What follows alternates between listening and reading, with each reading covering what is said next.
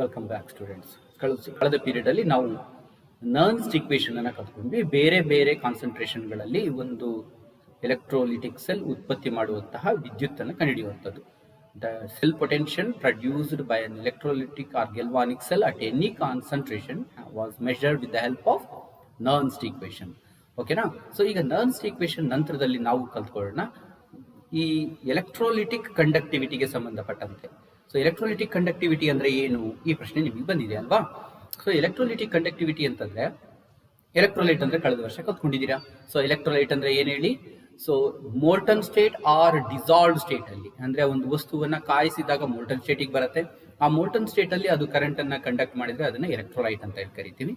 ಅಥವಾ ಒಂದು ಸಬ್ಸ್ಟೆನ್ಸ್ ಅನ್ನ, ಅಂದ್ರೆ ಸಾಮಾನ್ಯವಾಗಿ ಇನ್ಆರ್ಗ್ಯಾನಿಕ್ ಅಥವಾ ಅಯಾನಿಕ್ ಸಬ್ಸ್ಟೆನ್ಸ್ ಅನ್ನ ಒಂದು ನೀರಿನಲ್ಲಿ, ಎಲೆಕ್ಟ್ರೋಲೈಟ್ಸ್ ಜಾಸ್ತಿ ಇರ್ತಕ್ಕಂತಹ ಒಂದು ನೀರಿನಲ್ಲಿ ಕರಗಿಸಿದಾಗ ಬರ್ತಕ್ಕಂತಹ solution, say for example sodium chloride ಅನ್ನ ನೀರಿಗೆ ಹಾಕಿ ಕರಗಿಸಿದಾಗ ಬರ್ತಕ್ಕಂಥ sodium chloride solution. So sodium chloride solution ನಲ್ಲಿ ಕರೆಂಟ್ ಪಾಸ್ ಆಗುತ್ತೆ. ಈ ತರಹದ ಡಿಸಾಲ್ವ್ ಸ್ಟೇಟ್ ಅಲ್ಲಿ ಅಥವಾ ಮೋಲ್ಟನ್ ಸ್ಟೇಟ್ ಅಲ್ಲಿ ಕರೆಂಟ್ ಅನ್ನ ಪಾಸ್ ಮಾಡಿದ್ರೆ ಅಂತಹ ಲಿಕ್ವಿಡ್ ಅನ್ನ ನಾವು ಎಂತ ಕರಿತೀವಿ? ಎಲೆಕ್ಟ್ರೋಲೈಟ್ ಅಂತೇಳಿ ಕರಿತೀವಿ. ಈ ರೀತಿಯ ಎಲೆಕ್ಟ್ರೋಲೈಟಿಗೆ ಸಂಬಂಧಪಟ್ಟಂತ ಕಂಡಕ್ಟಿವಿಟಿಯನ್ನು ನಾವು ಈಗ ಸ್ವಲ್ಪ ತಿಳ್ಕೊಳ್ತಾ ಹೋಗೋಣ. ಸೊ ಮೆಟಾಲಿಕ್ ಕಂಡಕ್ಟಿವಿಟಿಯನ್ನು ನೀವು ಫಿಸಿಕ್ಸ್ ಅಲ್ಲಿ ಕಲ್ತ್ಕೊಳ್ತೀರಾ. ಸೊ ಎಲೆಕ್ಟ್ರೋಲೈಟಿಕ್ ಕಂಡಕ್ಟಿವಿಟಿ ಬಗ್ಗೆ ನಾವು ಈಗ ತಿಳ್ಕೊಳ್ಳೋಣ. ಸೊ ಇದಕ್ಕೆ ಸಂಬಂಧಪಟ್ಟಂತ ಒಂದಷ್ಟು ಟರ್ಮ್ಸ್ಗಳು ಬರುತ್ತೆ. ಸೊ ಕಂಡಕ್ಟಿವಿಟಿಗೆ ಸಂಬಂಧಪಟ್ಟಂತಹ ಒಂದಷ್ಟು ಟರ್ಮ್ಸ್ ಯಾವ್ದ್ಯಾವ್ದು ಅಂತಂದ್ರೆ, ಒಂದು ರೆಸಿಸ್ಟೆನ್ಸ್ ಅಂತಕ್ಕಂಥ ಟರ್ಮ್, ಇನ್ನೊಂದು ರೆಸಿಸ್ಟಿವಿಟಿ. ಇವೆರಡು ಒಂದಕ್ಕೊಂದು ಸಂಬಂಧಪಟ್ಟಂಥದ್ದು. ಇವೆರಡಕ್ಕೆ ಆಪೋಸಿಟ್ ಆಗಿರ್ತಕ್ಕಂಥ ಎರಡು ಟರ್ಮ್ಸ್ ಬರುತ್ತೆ. ಒಂದು ಕಂಡಕ್ಟೆನ್ಸ್, ಇನ್ನೊಂದು ಕಂಡಕ್ಟಿವಿಟಿ.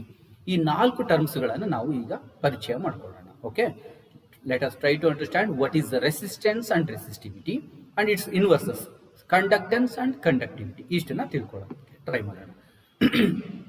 ಸೊ ಇಲ್ಲಿ ನಾವು ಮೆಟಾಲಿಕ್ ಕಂಡಕ್ಟರ್ ತರದಲ್ಲಿ ಈ ರೀತಿಯಲ್ಲಿ ಇದ್ದಂತಹ ಕಂಡಕ್ಟರ್ಗಳಿಗೆ ಬದಲಾಗಿ ನಾವು ಕಂಡುಹಿಡಿತಿದ್ದೀವಿ ಸೊ ಲಿಕ್ವಿಡ್ ಟೈಪ್ ಅಲ್ಲಿ ಇರ್ತಕ್ಕಂಥ ಕಂಡಕ್ಟಿವಿಟಿ. ಸೊ ಅದು ಹೇಗಿರ್ತದೆ ಅಂತ ನೋಡ್ತಾ ಹೋಗೋಣ. ಮೊದಲನೇದಾಗಿ ರೆಸಿಸ್ಟೆನ್ಸ್ ಅಂಡ್ ರೆಸಿಸ್ಟಿವಿಟಿ, ಇವೆರಡು ಟರ್ಮ್ಸ್ ಅನ್ನ ಕಲ್ತ್ಕೊಳ್ಳೋಣ.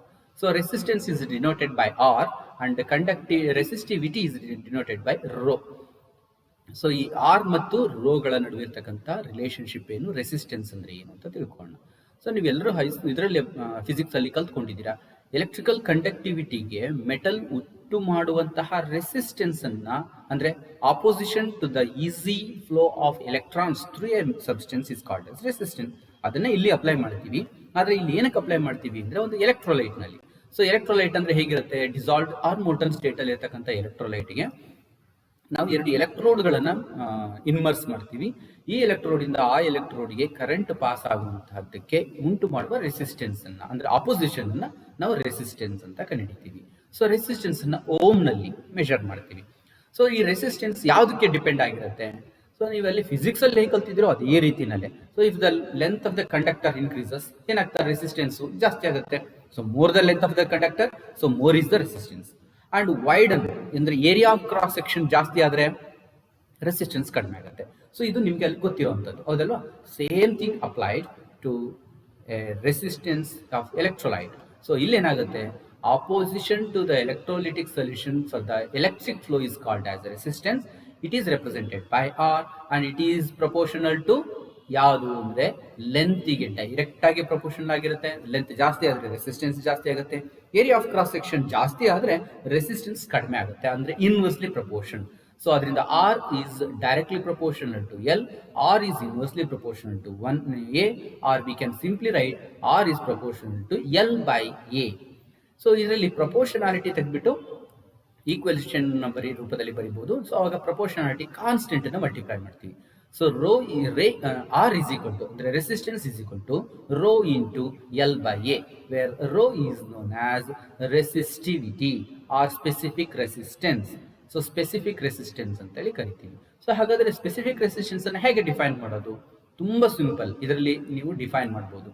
ಹೇಗೆ ಅಂತಂದ್ರೆ, ಸೊ ರೋ ಬಿಕಮ್ಸ್ ಆರ್ ಯಾವಾಗ? ರೋ ಮತ್ತು ಆರ್ ಗಳು ಯಾವಾಗ ಸಮ ಆಗುತ್ತೆ? ತುಂಬಾ ಸುಲಭ ಅಲ್ವಾ? L value ಎಷ್ಟಾಗಬೇಕು? 1 ಆಗ್ಲಿ, ಎ ವ್ಯಾಲ್ಯೂ 1 ಆಗ್ಲಿ. ಅವಾಗ ಏನಾಗ್ಬಿಡತ್ತೆ? 1/1 is equal to 1. 1 into A rho is equal to rho ಆಗುತ್ತೆ. Rho is becomes equal to R ಯಾವಾಗ? ಮತ್ತೆ ಇನ್ನೊಮ್ಮೆ ರಿಪೀಟ್ ಮಾಡೋಣ. ಎಲ್ ಅಂದ್ರೇನು? Length of the electrolyte. So length ಅನ್ನು ಯಾವ್ದ್ರಲ್ಲಿ ಮೆಷರ್ ಮಾಡ್ತೀವಿ? ಮೀಟರ್ ನಲ್ಲಿ. So 1 metre length of electrolyte ಅನ್ನ ತಗೊಳ್ಳೋಣ. ಅದರ ಏರಿಯಾ ಆಫ್ ಕ್ರಾಸ್ ಸೆಕ್ಷನ್ ಎಷ್ಟಿರಬೇಕು? ಏರಿಯಾನ ಹೇಗೆ ಮೆಷರ್ ಮಾಡ್ತೀವಿ? Length into breadth is called as area.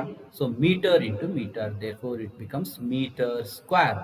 So 1 meter square area of cross section ಇರುವಂತಹ ಎಲೆಕ್ಟ್ರೋಲೈಟ್ ಮೂಲಕ ಏನಾದ್ರೂ ಕರೆಂಟ್ ಅನ್ನ ಪಾಸ್ ಮಾಡಿದಾಗ ಅದು ಉಂಟು ಮಾಡುವ ರೆಸಿಸ್ಟೆನ್ಸ್ ರೆಸಿಸ್ಟಿವಿಟಿ ಆಗುತ್ತೆ. ಇದನ್ನ ಇಂಗ್ಲಿಷ್ ಅಲ್ಲಿ ಹೇಳ್ತೀನಿ. The resistivity is equal to the resistance when measured through an electrolyte with across electrodes kept 1 meter away and area of cross section is 1 meter square. ಅರ್ಥ ಆಗ್ಲಿಲ್ವಾ? ಈಗ ಒಂದು ಸಣ್ಣ ಚಿತ್ರದ ಮೂಲಕ ಅದನ್ನ ಅರ್ಥ ಮಾಡ್ಕೊಳ್ಳೋಣ. Length of the electrolyte should be 1 metre ಆಗಿರಬೇಕು and area of cross section ಕೂಡ ಒಂದಾಗಿರ್ಬೇಕು. ಆ ತರದಲ್ಲಿ ಇದ್ದಾಗ ಅದನ್ನ ನಾವು ಏನಂತ ಕರಿತೀವಿ? ರೆಸಿಸ್ಟಿವಿಟಿ ಅಂತೇಳಿ ಕರಿತೀವಿ. ಈಕ್ವೇಶನ್ ಅನ್ನ ಬದಲಾಯಿಸಿ ಬರೀಬಹುದು. Rho is equal to R into A by L ಆಗುತ್ತೆ. ಸೊ ಇಲ್ಲಿ ಒಂದು ಅನ್ಕೊಳ್ಳೋಣ, ದಿಸ್ ಈಸ್ ದ ಎಲೆಕ್ಟ್ರೋಡ್ ಅನ್ಕೊಳ್ಳಿ. This is one electrode, this is another electrode. ಈ ಎರಡು ಎಲೆಕ್ಟ್ರೋಡ್ಗಳ ಮಧ್ಯದಲ್ಲಿ ಎಲೆಕ್ಟ್ರೋಲೈಟ್ ಇದೆ, ಲಿಕ್ವಿಡ್ ರೂಪದಲ್ಲಿರ್ತಕ್ಕಂಥ ಎಲೆಕ್ಟ್ರೋಲೈಟ್ ಇದೆ. ಸೊ ಇದರ length L, it should be is equal to 1 metre. 1 metre length ಇರುವಂತಹ, ಅಂದ್ರೆ ಈ ಎಲೆಕ್ಟ್ರೋಡ್ ಇಂದ ಈ ಎಲೆಕ್ಟ್ರೋಡ್ಗೆ ಇರುವ ಡಿಸ್ಟೆನ್ಸ್ 1 ಮೀಟರ್ ಆಗಿರಲಿ. ಹಾಗೂ ಇದರ area of cross section, this is the area of cross section, right? So this is the area of cross section. ಈ ಏರಿಯಾ ಆಫ್ ಕ್ರಾಸ್ ಸೆಕ್ಷನ್ ಹೇಗೆ ಮೆಷರ್ ಮಾಡ್ತೀರಾ? ಲೆಂತ್ ಇಂಟು ಬ್ರೆಡ್ತ್ ಮೂಲಕ, ಅಂದ್ರೆ metre into metre. So 1 metre square ಆಗಿರಬೇಕು. So length breadth ಎರಡೂ ಕೂಡ 1 metre square ಆಗಿರ್ತಕ್ಕಂಥ area ಇರುವಂತಹ ಒಂದು ಎಲೆಕ್ಟ್ರೋಲೈಟ್ ಮತ್ತು length between the 2 electrodes, if it is 1 metre, then the rho becomes R. ಹೌದಲ್ವಾ? ಸೊ ಈ ರೀತಿ ಇದ್ದಾಗ ಮೆಷರ್ ಮಾಡಿದಂತಹ ರೆಸಿಸ್ಟೆನ್ಸೇ resistivity of the electrolyte. Clear? ಅರ್ಥ ಆಯ್ತಲ್ವಾ? ಸೊ ಯೂನಿಟ್ ಈಸ್, ಹಾಗಾದ್ರೆ ಇದಕ್ಕೊಂದು ಯೂನಿಟ್ ಇರಬೇಕಲ್ಲ. ರೆಸಿಸ್ಟೆನ್ಸ್ಗೆ ಯಾವ್ದು ಇದೆ? ಸೊ ಇಲ್ಲೇ ಬರುತ್ತೆ ರೆಸಿಸ್ಟೆನ್ಸ್ ಅಂದಾಗ, ಇದು ಎಲ್ಲ ಒಂದಾದಾಗ ಮೀಟರ್ ಬೈ ಮೀಟರ್ ಸ್ಕ್ವೇರ್ ಅಂತಂದ್ರೆ ಮೀಟರ್ ಉಳ್ಕೊಳ್ಳುತ್ತೆ. ರೆಸಿಸ್ಟಿವಿಟಿದು ಮೆಷರ್ ಯೂನಿಟ್ ಬಂದ್ಬಿಟ್ಟು ರೋ. ಸೊ ಇಲ್ಲಿ ಸಬ್ಸ್ಟಿಟ್ಯೂಟ್ ಮಾಡ್ಕೊಳ್ಳಿ. ಸೊ ಓಮ್ ಅಂತೇಳಿ ಬರುತ್ತೆ. ಇಲ್ಲಿ metre square divided by metre ಅಂದ್ರೆ ಮೀಟರ್ ಬರುತ್ತೆ. ಸೊ ರೆಸಿಸ್ಟಿವಿಟಿಯ ಯೂನಿಟ್ ಬಂದ್ಬಿಟ್ಟು ohm metre, HOM ohm metre ಆಗುತ್ತೆ. Understood? So SI unit of resistance is ohm metre. The resistivity of a substance is the resistance when length is equal to 1 meter and area of cross section is equal to 1 meter square.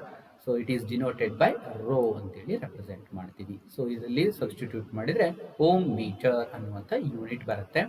ರೆಸಿಸ್ಟಿವಿಟಿನ unit ohm metre, ನೆನ್ಪಿಟ್ಕೊಳ್ಳಿ. ಓಕೆನಾ?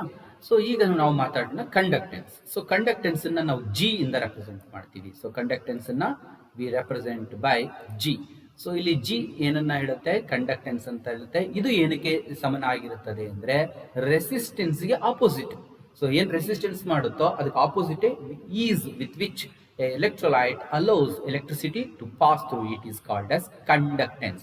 ಅಲ್ಲಿ opposition ಅಂತ ಮಾತಾಡಿದ್ವಲ್ಲ, so ಇಲ್ಲಿ ಏನಂತ ಕರಿತೀವಿ? Ease ಅಂತೇಳಿ ಕರಿತೀವಿ. ಸೊ ಈಸ್ ಅಂದ್ರೆ comfortable. The measurement of ease with which the current flows through an conductor, ಇಲ್ಲಿ ನಾವು ಮಾತಾಡ್ತಿರೋದು electrolytic conductor, is called as conductance. So it is inverse of R. So ಏನಿರುತ್ತೆ? ಆರ್ಗೆ ಇನ್ವರ್ಸ್ ಆಗುತ್ತೆ. G is equal to 1/r ಅಂತ ಬರೀಬಹುದು. ಆರ್ಗೆ formula ಅಲ್ಲಿರುವಂಥದ್ದನ್ನು substitute ಮಾಡಿದ್ರೆ A by R rho L ಬರುತ್ತೆ. ಇಲ್ಲಿದೆಯಲ್ಲ 1 by rho, this 1 by rho is represented by kappa. So kappa is here is known as conductivity. ಅಲ್ಲಿ ರೋ ಅನ್ನೋದು ರೆಸಿಸ್ಟಿವಿಟಿ, ಅದರ ಇನ್ವರ್ಸೇ ಕಂಡಕ್ಟಿವಿಟಿ. ಕಂಡಕ್ಟೆನ್ಸ್ ಮತ್ತು ಕಂಡಕ್ಟಿವಿಟಿ ಕನ್ಫ್ಯೂಷನ್ ಮಾಡ್ಕೋಬೇಡಿ. ಸೊ ಹೀಗಾದ್ರೆ ಇಲ್ಲಿ ಕಂಡಕ್ಟಿವಿಟಿಯನ್ನ ಹೇಗೆ ಡಿಫೈನ್ ಮಾಡ್ತೀರಾ ಅಂದ್ರೆ ಅಲ್ಲಿ ಮಾಡಿದಂತಾನೆ ಡಿಫೈನ್ ಮಾಡ್ಬೋದು. So kappa is called conductivity. Its unit is siemens ಅಥವಾ ಪರ್ ಹೋಮ್ ಅಂತ ಆಗುತ್ತೆ. ಪರ್ ಹೋಮ್ ಮೀಟರ್ ಆಗುತ್ತೆ. ಇಲ್ಲಿ ಬಿಟ್ಟಿದ್ದೀನಿ metre. So per ohm metre ಆಗುತ್ತೆ. ಸೊ ಏನದು? Inverse of resistivity is called as siemens. So conductivity ಯಾವುದರ ಮೇಲೆ ಡಿಪೆಂಡ್ ಆಗಿರುತ್ತೆ ಅಂತ ತಿಳ್ಕೊಳ್ಳೋಣ. ಸೊ ಹಾಗಾದ್ರೆ ಒಂದು ಕಂಡಕ್ಟಿವಿಟಿ ಎಲೆಕ್ಟ್ರೋಲೈಟ್ನ ಯಾವ ಕ್ಯಾರೆಕ್ಟರ್ಗಳ ಪ್ರಾಪರ್ಟಿ ಮೇಲೆ ಡಿಪೆಂಡ್ ಆಗಿರುತ್ತೆ.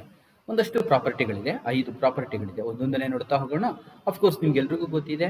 ಸೊ ಕಂಡಕ್ಟಿವಿಟಿ ಅಥವಾ ರೆಸಿಸ್ಟೆನ್ಸ್ ಯಾವ್ದ್ರ ಮೇಲೆ ಡಿಪೆಂಡ್ ಆಗಿರುತ್ತೆ? ಆ ವಸ್ತುವಿನ ಮೇಲೆ ಡಿಪೆಂಡ್ ಆಗಿರುತ್ತೆ. Nature of the electrolyte. So ಮೊದಲನೇದು ನೇಚರ್ ಆಫ್ ದ ಎಲೆಕ್ಟ್ರೋಲೈಟ್ ಮೇಲೆ ಡಿಪೆಂಡ್ ಆಗಿರುತ್ತೆ. ಸೊ ನೆಕ್ಸ್ಟ್ ಏನು ಡಿಪೆಂಡ್ ಆಗಿರುತ್ತೆ? ಅದರೊಳಗಡೆ ಉಂಟಾಗುವಂತಹ ಅಯಾನ್ಸ್ಗಳು. ಅಯಾನ್ಗಳು ಹೇಗೆ ಉಂಟಾಗುತ್ತೆ?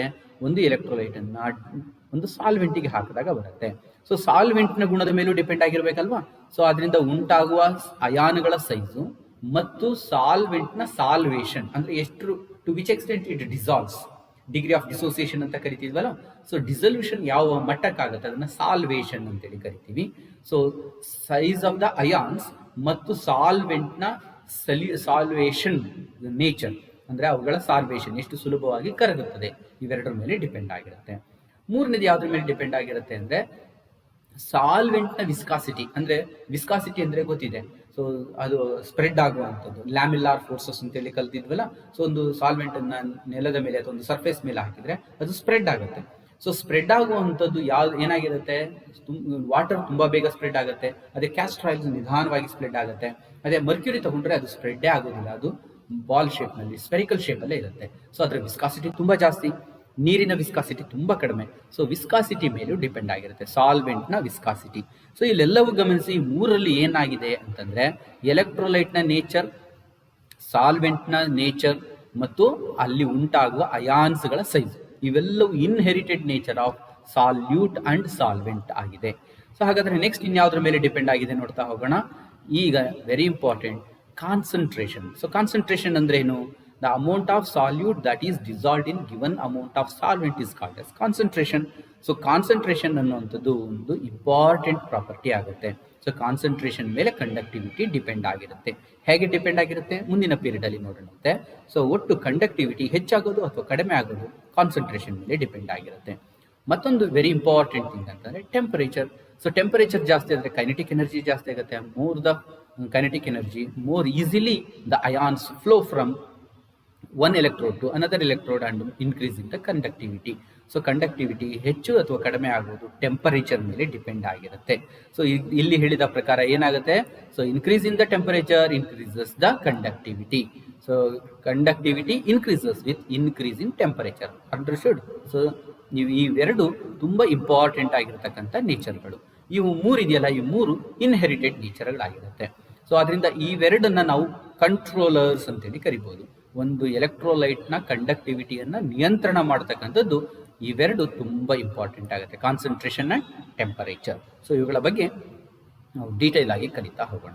ಸೊ ಮೊದಲನೇದಾಗಿ ನೋಡೋಣ, ಕಂಡಕ್ಟಿವಿಟಿ ಅಂತಂದ್ರೆ ಇನ್ನೊಮ್ಮೆ ರಿಪೀಟ್ ಮಾಡೋಣ. It is reciprocal of resistivity. So ಈ ಪದನ ಬಿಟ್ಟಿದೀವಿ ನಾವೀಗ, ಸ್ಪೆಸಿಫಿಕ್ ಅನ್ನೋದು ಬಿಟ್ಬಿಟ್ಟು ರೆಸಿಸ್ಟಿವಿಟಿ ಅಂತೇಳಿ ಕರಿತೀವಿ. So reciprocal of resistivity is called as conductivity. Clear? ಈ ಸ್ಪೆಸಿಫಿಕ್ ಅನ್ನೋ ವರ್ಡ್ ಅನ್ನ ಬಿಟ್ಬಿಡಿ.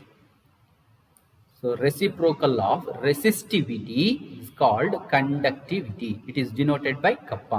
Its unit is Siemens per meter. ಅಲ್ಲಿ ಹೋಮ್ ಮೀಟರ್ ಇತ್ತು, ಇಲ್ಲಿ ಸೀಮನ್ಸ್ ಪರ್ ಮೀಟರ್ ಆಗುತ್ತೆ. ಇನ್ವರ್ಸ್ ಅಲ್ವಾ, ಅದಕ್ಕೋಸ್ಕರ ಅಷ್ಟೇನೆ.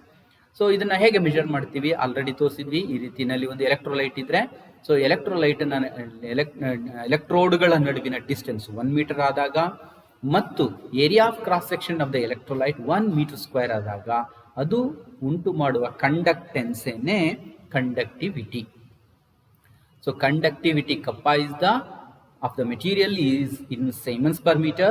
It is conductance when L is equal to 1 meter and area of cross section is equal to 1 meter square.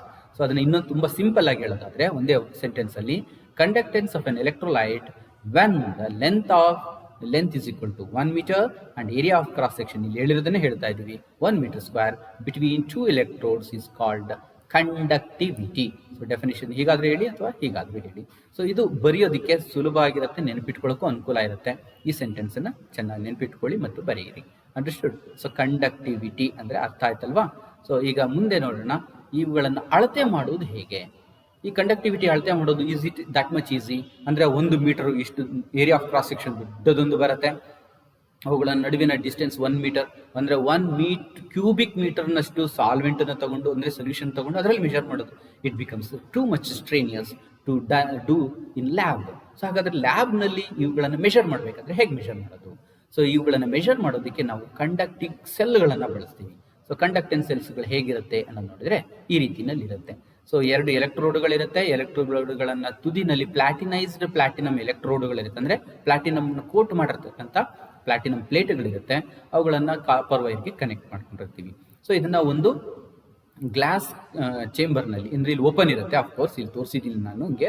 So ಈ ರೀತಿಯಲ್ಲಿ open ಇರ್ತಕ್ಕಂಥ ಒಂದು ಗ್ಲಾಸ್ ಟ್ಯೂಬ್ನಲ್ಲಿ ಅದನ್ನ ಇಮರ್ಸ್ ಇಟ್ಬಿಟ್ಟು ಫಿಕ್ಸ್ ಮಾಡಿಟ್ಟಿರ್ತಾರೆ. ಇವುಗಳ ನಡುವಿನ ಡಿಸ್ಟೆನ್ಸ್ ಫಿಕ್ಸ್ ಆಗಿರುತ್ತೆ. Area of cross section is also, this is the electrode. ಈ 2 ಎಲೆಕ್ಟ್ರೋಡ್ಗಳ ನಡುವಿನ ಏರಿಯಾ ಆಫ್ ಕ್ರಾಸ್ ಸೆಕ್ಷನ್ ಮತ್ತು ಡಿಸ್ಟೆನ್ಸ್ ಫಿಕ್ಸ್ ಆಗಿರುತ್ತೆ. ಸೊ ಈ ರೀತಿ ಫಿಕ್ಸ್ ಆಗಿರ್ತಕ್ಕಂಥ ಈ ಸೆಲ್ ಅನ್ನ ನಾವು ಏನಂತ ಕರಿತೀವಿ? We call it as conductivity cell ಅಂತೇಳಿ ಕರಿತೀವಿ.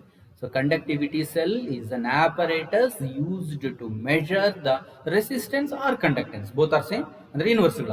ಸೊ ಆಫ್ an electrolyte, ಅಂದ್ರೆ ಎಲೆಕ್ಟ್ರೋಲೈಟ್ ನ ಕಂಡಕ್ಟೆನ್ಸ್ ಅನ್ನ ಅಥವಾ ರೆಸಿಸ್ಟೆನ್ಸ್ ಅನ್ನ ಅಳತೆ ಮಾಡಲಿಕ್ಕೆ ನಾವು ಬಳಸುವಂತಹ apparatus ಕಂಡಕ್ಟಿವಿಟಿ ಸೆಲ್. ಸೊ ಈ ಕಂಡಕ್ಟಿವಿಟಿ ಸೆಲ್ ನಲ್ಲಿ ಏನಾಗಿರುತ್ತೆ ಅಂತಂದ್ರೆ resistance of column of solution, ಅಂದ್ರೆ ಈ ಮಧ್ಯದಲ್ಲಿರುವಂತಹ ಸೊಲ್ಯೂಷನ್ ಅನ್ನ ನಾವು ಕಾಲಮ್ ಆಫ್ ಸೊಲ್ಯೂಷನ್ ಅಂತೇಳಿ ಕರಿತೀವಿ. ಸೊ ಅದನ್ನ ಈ ರೀತಿಯಲ್ಲಿ ನಾವು ಬರೀಬಹುದು. R is equal to rho into L by A ಆಗಿರುತ್ತೆ. ಅದು ನಿಮ್ಗೆ ಎಲ್ರಿಗೂ ಗೊತ್ತಿದೆ. ಸೊ ರೋನ ತೆಗೆದ್ಬಿಟ್ಟು 1 ಬೈ ಕಪ್ಪ ಅಂತ ಬರ್ಕೊಳ್ಬಹುದು. So the quantity 1 L by A is called cell constant. So length ಅಂದ್ರೇನು?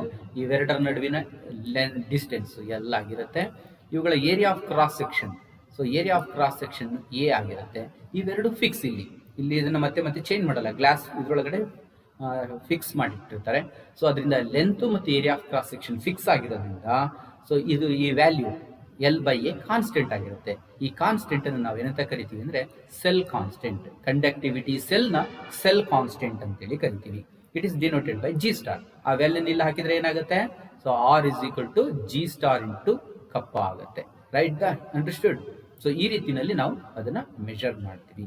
The conductivity of the solution is for of different electrolytes in the same solvent differs.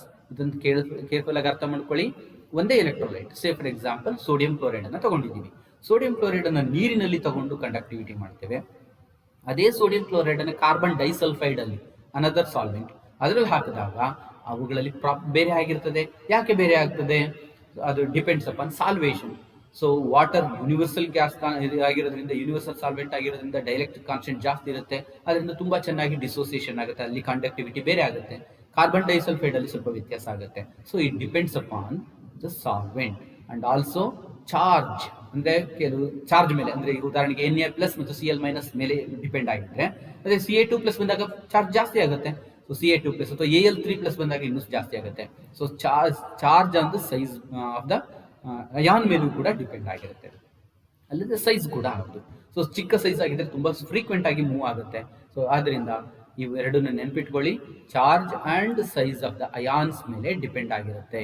So ಇವುಗಳನ್ನ ಅರ್ಥ ಮಾಡ್ಕೊಳ್ಳೋದಕ್ಕೆ ಇಲ್ಲಿ ನಾವು ಬರೆದಂತಹ ಕಂಡಕ್ಟೆನ್ಸು, ಏನಿದೆಯಲ್ಲ ರೆಸಿಸ್ಟೆನ್ಸು ಅಥವಾ ಕಂಡಕ್ಟಿವಿಟಿ, ರೆಸಿಸ್ಟಿವಿಟಿ ತುಂಬಾ ಉಪಯೋಗ ಬರಲ್ಲ. ಅದಕ್ಕೋಸ್ಕರ ಇನ್ನೊಂದು ಕ್ವಾಂಟಿಟಿಯನ್ನ ಇಂಟ್ರೊಡ್ಯೂಸ್ ಮಾಡ್ತಾ ಇದ್ದಾರೆ, that is called as molar conductivity. ಈಗ ಅಂದ್ರೆ ಮೋಲಾರ್ ಕಂಡಕ್ಟಿವಿಟಿ ಅಂದ್ರೆ ಏನು ಅನ್ನೋದನ್ನ ನಾವು ನೆಕ್ಸ್ಟ್ ಪೀರಿಯಡ್ ಅಲ್ಲಿ ತಿಳ್ಕೊಳ್ಳೋಣ. ಓಕೆನಾ? Thank you.